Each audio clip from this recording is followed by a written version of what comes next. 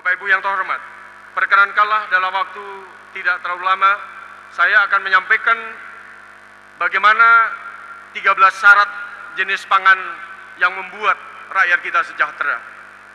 Bapak Ibu dan saudara-saudara, saya akan sebutkan bahwa bangsa kita ini pasti perlu air, pasti perlu pangan, pasti perlu sandang, pasti perlu kesehatan, juga perlu keindahan, perlu ilmu, perlu pendapatan, tetapi jangan bangsa kita nanti diarahkan hanya untuk mencari uang, tapi justru kita lupa ketika kita mencari uang apa yang sudah diberi Tuhan kepada kita, yaitu air hilang, pangan terkuras, bumi dikeduk sampai di bawah permukaan laut, sehingga bumi yang seharusnya kita pelihara mencapai langit, sekarang kita lihat bumi itu dikeruk sampai di bawah laut, sehingga kita tinggal menunggu kapan kita tenggelam oleh laut itu, dan kita tidak bisa memanfaatkan apapun yang tinggal oleh Tuhan itu.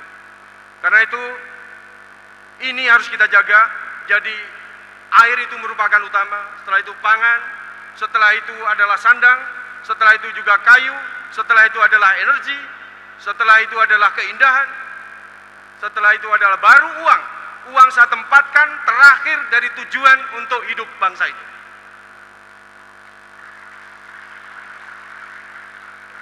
Bagaimana kita bisa menyelaraskan itu? Yang pertama, ketika kita sudah makan, tidak ada satupun orang tidak makan. Maka yang harus kita perhatikan pertama adalah makanan kita mesti cocok dengan iklim tropis kita. Kalau tidak, maka kita akan menjadi bangsa yang akan selalu tergantung pada impor. Karena itu, ganyong, garut, gembili, uwi, kimpul, ketela, sagu, sukun, keladi, itu semua harus di atas beras dan harus di atas gandum. Karena itu, itulah yang paling cocok dan paling sehat untuk bangsa kita. Kemudian yang berikutnya bahwa pangan itu haruslah dipastikan memberikan kesejahteraan rakyat. Jangan pangan itu keluar uang. Bagi bangsa Indonesia, pangan itu dapat uang. Pangan itu dapat penghasilan. Jadi jangan sampai terlalu tergantung pada gandum, jangan terlalu sampai beras impor, sampai luar biasa. Saya perhitungkan, apabila kita terpaksa harus makan 3 bungkus per mie, dalam 1 tahun kita akan kehabisan 325 triliun. Dan apabila petani itu boleh dinanamkan dan tidak makan gandum, maka devisa yang terkumpul adalah 325 triliun kali 10, berarti hampir 4.000 triliun. Devisa kita hilang gara-gara kita makan gandum, yang itu sudah saya lakukan tidak makan gandum selama 23 tahun, dan itu adalah buku saya. Sumpah Gandum.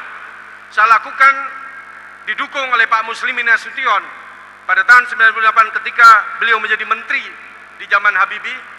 Beliau all out bersama dengan kami untuk menentang makanan-makanan impor itu, dan alhamdulillah saksi ada sekarang, Bapak Muslimin ada bersama kami, bahwa pada situlah subsidi gandum yang memberikan dana minimum 15 triliun per tahun telah berhasil kita stop, saya bersama Pak Muslimin.